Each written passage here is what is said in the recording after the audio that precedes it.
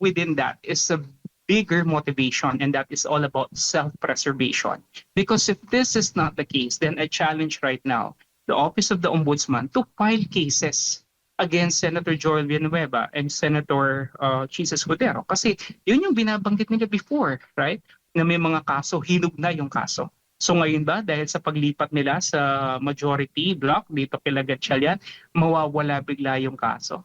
Kasi kung ganun ang gagawin nila, paliwanag, pinagloloko lang nila ang taong bayan. Nasa linya po ng ating komunikasyon via Zoom si Professor Froilan Calilong, isa pong political analyst. Prof, good morning po. Jade at Admar po muli ang inyong mga kasama. Maraming salamat sa inyong oras. Good morning, Jade. Good morning, Admar. And thank you so much po. Thank you for having me again. Opo. Prof, itong nangyayari ngayong lumalalang krisis umano sa ekonomiya at politiko, may ilang grupo po kasi ang nananawagan na dapat si Vice President Sara Duterte ay manguna sa oposisyon para po dito sa mga grupo ito magsalita, manguna para po ay paglaban ang ating bansa. Ano pong tingin po ninyong magiging implikasyon po niyan? Well, to be honest, in this very dark and tumultuous times, we really need somebody to take the charge and take the lead. However, we need to understand also na dahil nga sa mga patong-patong na mga allegations at saka nga itong pilit nila na isinusulong na impeachment laban sa ating ikalawang Pangulo, I think this will be seen with some levels of doubt, particularly doon sa mga hindi talaga sumusuporta sa ating ikalawang Pangulo. They might be thinking that this is just another ploy on the part of the Vice President to save herself from the impeachment and to actually gain political traction heading into the 2028 election. So alam naman natin yung mga binabanggit lagi ng mga moralista na kaaway, mga kalaban sa ating ikalawang Pangulo.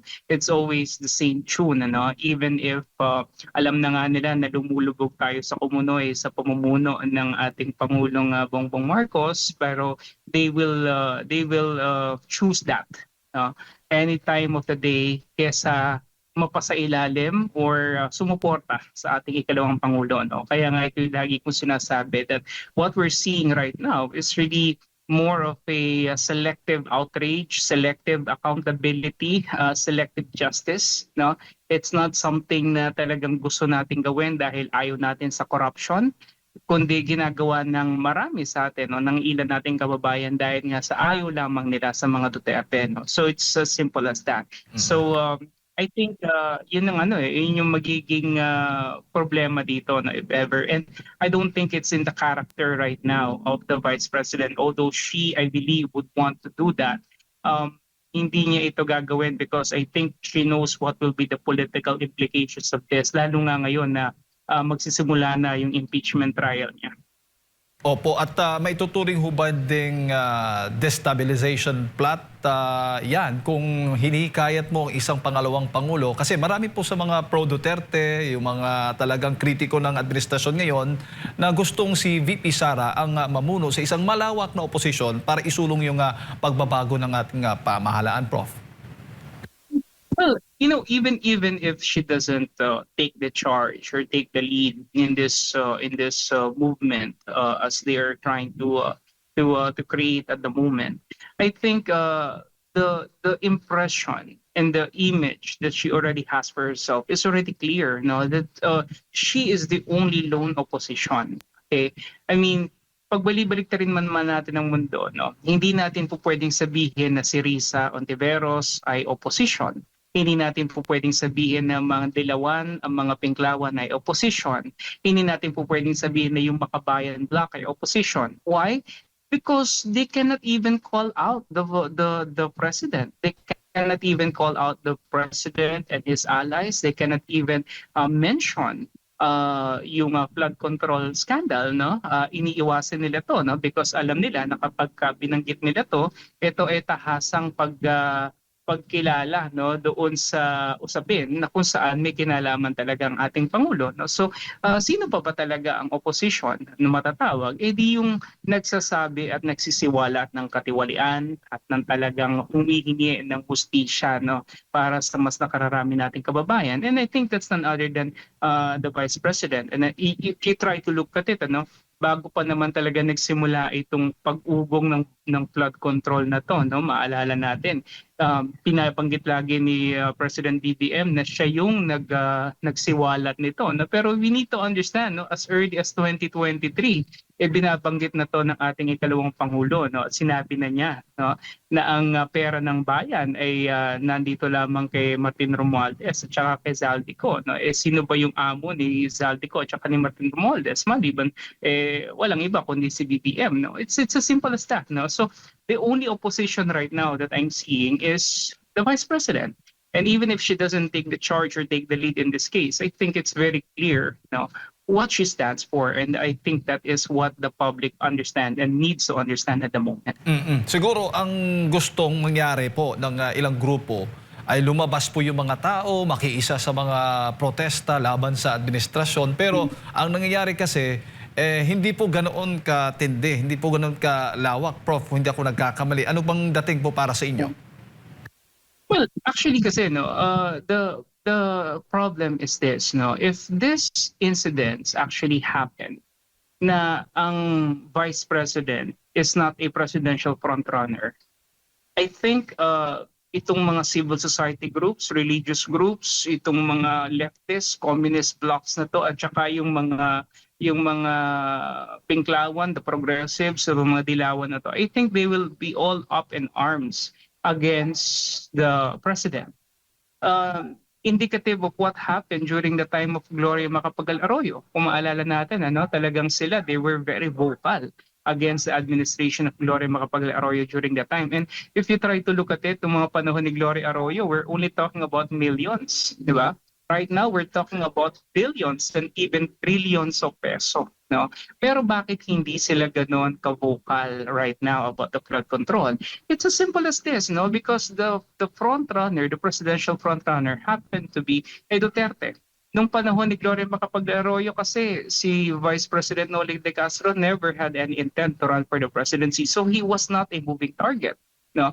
Pero ngayon kasi is the VP who is really running and she is topping the pre-poll charts, habang ito namang si BBM patuloy na sumasadsad, no? So this is already a clear indication na kung sino man yung mamanokin at i-endorso ng ating pangulo will definitely be a kiss of death, ano? Definitely mahihirapan siyang manalo, no? So the only way by which they could turn things to their favor is by trying to really target the front runner, and this is none other than VP Sara Duterte. No? So yun yung kaya yung nakikita natin yan, no? Kahit sabihin natin na may mga tao na gusto na talagang labanan itong corruption na to, nahihirapan sila no? Kasi nga taliwas ito doon sa kanilang political principles, taliwas sa kanilang political agenda, taliwas doon sa kanilang political motivations, no? And yun nga, dito natin makikita na parang mas namamayani yung kanilang political motivations or political reasons kaysa doon sa kanilang nationalistic aspirations, na kahit meron tayong malakihan na pagdarambong na ginagawa sa atin, pero susuportahan pa rin natin si BBM kasi kaysa suportahan natin si President Duterte, no, na ay si Vice President Duterte na front runner na hindi natin maisusulong yung political agenda natin. It's as simple as that, no? Kaya nga maliwanag dito, no, na dapat naintindihan ng ating mga kababayan na kaya nila paulit-ulit binabanatan si VP Sara Duterte is simply because she is most likely going to win in 2028, no? And sino ba ang atakihin mo? Siyempre, yung pinakamataas na tsansa na mananalo. Kaya nga lahat ng ginagawa nila ngayon, number one, controlling the resources. No? Lahat ng kaba ng bayan, lahat ng pera ng bayan, they're actually controlling it at the moment. They're controlling the narrative. No? Lahat ng kwento, pabor sa kanila. They're controlling or dictating the tempo, of the politics in the government right now. Kaya nga pilit nilang kinuha ulit yung majority dito sa Senado. All of this is really against VP Sara Duterte. Huwag na tayo pong magplastikan at huwag na po tayo sana tayong gumawa pa ng kung ano-anong kwento at alibay na they went back to work because they want to serve the public. Yes, I understand that, and that's very good, you know. Pero deep within that is a bigger motivation, and that is all about self-preservation. Because if this is not the case, then I challenge right now the Office of the Ombudsman to file cases against Senator Joel Villanueva and Senator Jesus Cordero. Kasi yun yung binabanggit nila before, right? Na may mga kaso, hinug na yung kaso. So ngayon ba, dahil sa paglipat nila sa majority block dito kila Gatchalian, mawawala bigla yung kaso? Kasi kung ganun ang gagawin nila, paliwanag, pinagloloko lang nila ang taong bayan. Opo, bago ko lang ipasok kay Partner Admar Prof, tulad ng sinasabi po ninyo, kapag naging kritiko ka ng administrasyon, either papakulong ka, kakasuhan ka, or talagang aarestuhin ka, lalo na yung mga ordinaryong mga Pilipino, kung magsasalita ka talagang laban po sa administrasyon ng kung ano-ano, alam mo na kung anong mangyayari po sa inyo. Kaya ano bang dapat gawin ng mga ordinaryo mga Pilipino? Alam mo naman, marami pong mga grupo, dumarami ba mga grupo talaga ngayon na talagang galit na sa administrasyon? Kung galit sila, papaano nila yun maipapahayag? Dahil kung ipapahayag nila, alam mo na kung anong mangyayari sa kanila. So, ano ba dapat saan po, paano ho ba yan ibabalansehin ng mga ordinaryong mga Pilipino, Prof? Lalo na ngayon, may ilan nga sa mga grupo nga ay nananawagan nga sa ating Vice Presidente. Well, unang-una, no, I think we could leverage on the power of social media. No? Yun yung malaking kaibahan natin sa 1986. No? Nung panahon na yun nga, we were able to topple down a dictator who eventually is, of course, the father of the current president. Pero nagawa natin yon during that time. But right now, we have technology in our fingertips. We have artificial intelligence. We have social media. I mean, you could use this, no, to leverage on whatever it is that we want to say and whatever insight we want to give. No, if you actually look, and I really don't understand, no, and I don't even know if these politicians are even looking at the comments. Kahit sa Facebook lang nila, no, sa mismong mga pages nila. Ewan ko kung binabasa nila yung comments, ewan ko kung tinitignan nila yung mga reactions. Doon pala makikita mo na no? Magpo-post sila ng isang kahit simpleng Happy Father's Day greetings lang, pero makikita mo na yung mga laugh emojis sobrang dami. Makikita mo yung mga comments hindi talaga magaganda. I mean, that's where you get the unadulterated, non-artificial sentiment of the public. Diba? Dito mo palang malalaman na talagang ayaw na sa kanila ng mga tao, ng totoong taong bayan, diba? Kaya nga, yun, they know this. Okay? The truth is they know this. That's why they are trying to do everything they could in their power so that they could turn things around, no? They're trying to see kung paano nila mako-convert yung mga sabihin na nating soft line supporters ng ating ikalawang pangulo o yung mga umaayaw talaga sa kanila para sumapi doon sa kanilang hanay at ipaglaban yung kanilang pinaglalaban kahit baluktot at wala sa katwiran, no? So yun yung para sa akin, we need to really be very vigilant about this, ano. Yung sinasabi ni Irwin Tulfo na move on na tayo sa flood control, I don't know what kind of logic is behind that statement, no? When you say move on na tayo sa flood control, how could you move on something na hindi naman na-resolve? How could you move on something na hindi naman talaga nabigyan ng hustisya in the first place? Are you trying to tell us to move on? Is it because he is part of it? His name has been dragged into it? Is that the reason? Kasi kung ganun, you're just dispelling this, you're just dispelling the allegations, but without coming up with a concrete manifestation of your sabihin nating nung kawalan mo ng guilt or kawalan mo ng involvement. Diba? Kumbaga binabrush aside mo lang siya pero hindi nagkakaroon ng conclusion. So we cannot, kumbaga sa isang relationship, diba? Hindi tayo pwede magkaroon ng closure kung hindi natin naintindihan ang punot dulo. Diba? Bakit tayo nagkahiwalay? Diba? So ganun din, paano tayo mag-move on kung hindi natin naintindihan ano ba talaga ang nangyari dito sa pera ng taong bayan? And then you're telling us to move on to other issues when in fact this is a very big issue that deserves public explanation. So these things, kinakailangan yung vigilance natin. Hindi tayo po pwedeng mawala ng gana, hindi tayo pwedeng panghinaan because yun ang gusto nila. Okay, yun ang gusto nitong mga dark forces na to, no, na mawala na tayo ng gana para patuloy nilang magagawa yung kanilang mga pinagagagawa sa ating lipunan, sa ating kabanambayan at patuloy sila magpapasasa dito, no, kapag wala ng interes ang taong bayan, no. Yes, I understand nakakapagod. Yes, I understand nakakadismaya. No, pero pwede tayong magpahinga siguro pansamantala pero after that laban ulit because this fight is not just for ourselves, no, not just for our family but for the future generations of Filipinos, no. Pero if you're going to allow these people, no, lalong-lalo na itong mga moralista na akala mo matitino, akala mo magagandang magsalita sa harap ng publiko pero sa likod nito may mga tinatagong malalaking baho talaga, yun po yung nakakalungkot na kung sila yung magpapatakbo ng ating bayan. Prof, magandang umaga. Si Admar po ito. Inilabas kamakailan ang survey sa huling bahagi ng Marso ng SWS at ito overall performance ng kabuuan ng Marcos administration na tila same sagrado po na ibinigay ng taong bayan kay Marcos Jr. No?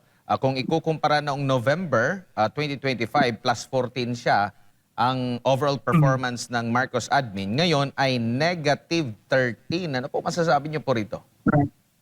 Well, actually, medyo mataas pa nga yung negative 13, ano? I expect it to hit rock bottom even more, no?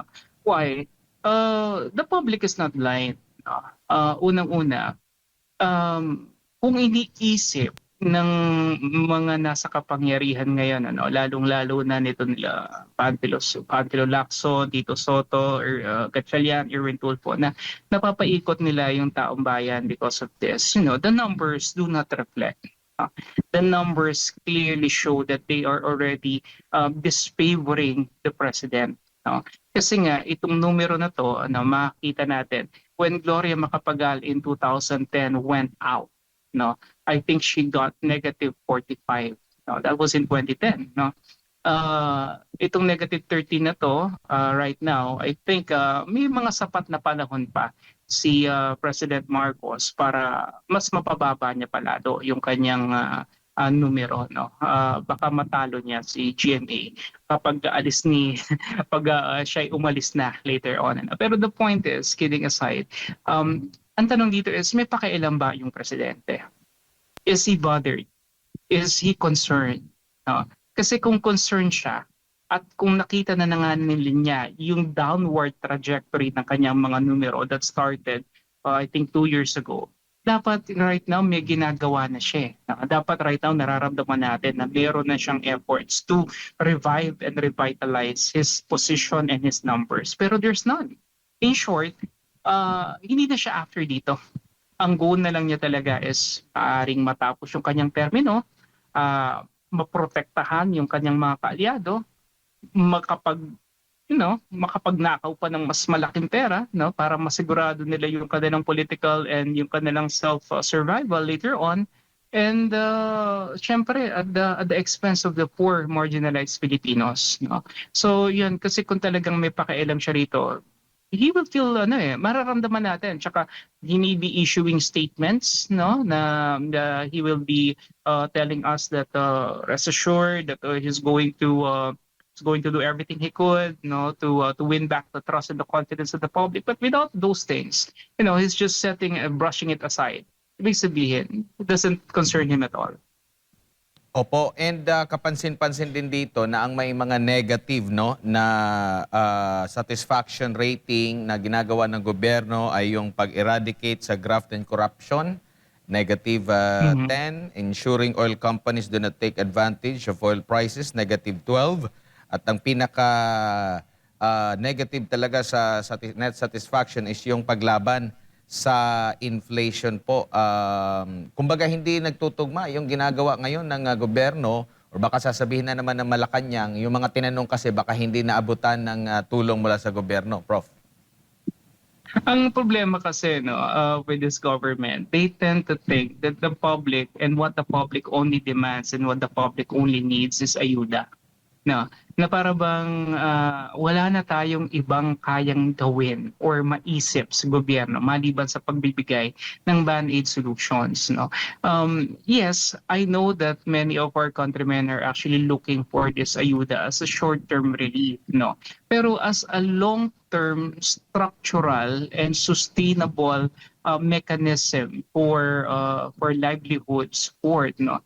Hindi talaga po ito sasapat. And the more that you give ayudas to the public, the more that you disenfranchise the middle class. Di ba? Kasi hindi po pwede na ang pera ay ibibigay mo lamang doon sa mga nasa laylayan, no?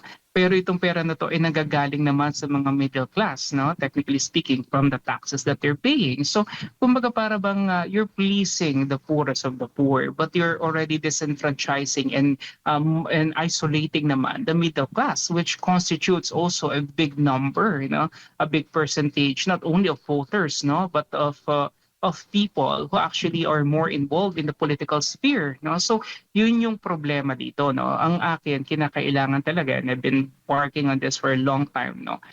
When you're in the government, you have the resources, you have the tools, you have the manpower, you have the people to create meaningful and tangible outcomes, supposedly, no?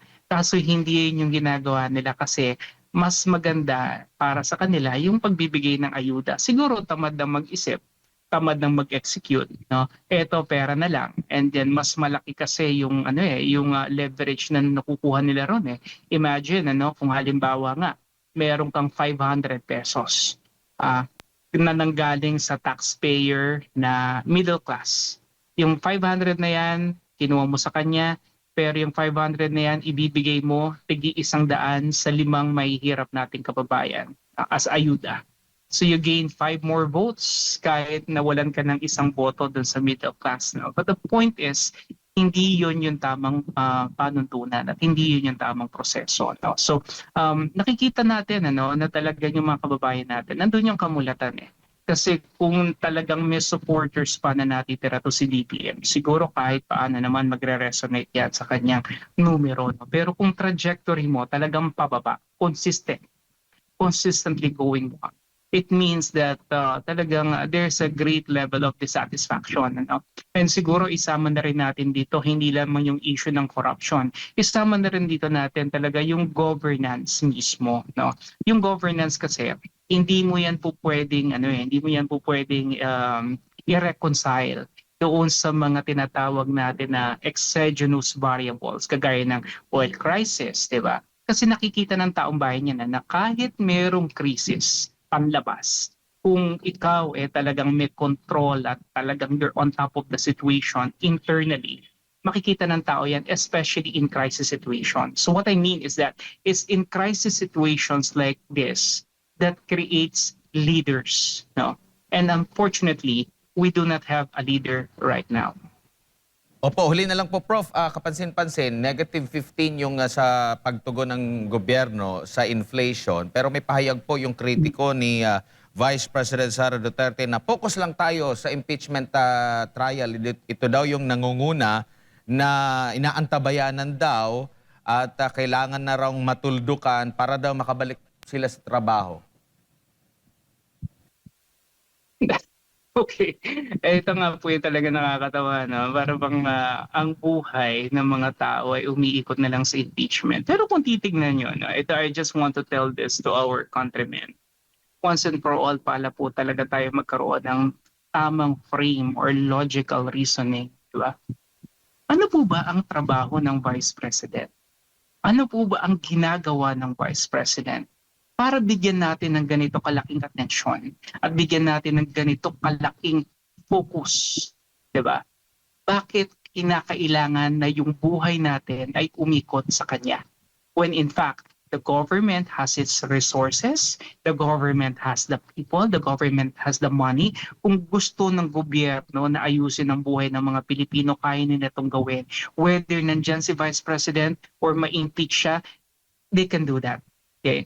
Pero let's face it, why are you doing and why are you parang pulling down a lot of your energies and a lot of your efforts just to target a vice president that does not do anything. I mean, hindi naman talaga siya kumbaga binibigyan ng oportunidad in the government. Yes, she has her own office, pero she's just a president in waiting, you know? Nag-aantay lang naman siya na kung mababalda, mamamatay halimbawa yung Pangulo, may mangyayari sa kanya, she will be the constitutional successor. But without those incidents, no? Kung wala namang ganon at malakas naman yung ating Pangulo, bakit masyado tayo nakapokus sa kanya? It's for the very simple reason that they perceive her as a threat to their aspirations for 2028. And I'm telling you, it's not only about political aspirations for 2028. It's all about their survival. Okay? Kasi alam nila na kapag si VP Sara ang mananalo sa 2028, lahat itong mga nangyari ngayon, lahat ito mauungkat, lahat ito babalik, at lahat ito ay papanagutin ng magiging panibagong liderato later on. And that is what they are very, very afraid of. Okay? At bakit sila natatakot? Diba? Kasi marami talaga silang ginawang mali. Diba? Ang natatakot lang naman talaga ay yung may mga ginawang hindi tama. Kasi if you're on the side of the truth, you don't have anything to be afraid of. And why will you be afraid of the vice president when in fact she's just a spare tire? Diba? Yun lang yun eh. Pero bakit masyado kayong focus sa impeachment? Ang akin, yes, let's impeach kasi it is a constitutional duty. It's a constitutional mandate. Let's impeach. Why not? Actually, maganda nga, masimulan na kaagad para matapos na, mabigyan ng desisyon. Whether it's conviction or acquittal, at least natapos na yung phase na yon, di ba? At baka sakali, pagka nagkaroon na ng finality itong kanilang impeachment na to, baka maisipan na nila talagang totoong magtrabaho para sa kapakanan ng ating mga mamamayan. Alright. Prof, maraming salamat po sa inyo pong oras at sa pagbibigay po niyo ng impormasyon ngayong umaga. Good morning po sa inyo. Good morning po at mabuhay po kayo. Ayun po mga kababayan, si Professor Froilan Calilong, isa pong political analyst ng ating pong nakasama. Napakinggan po ngayong umaga.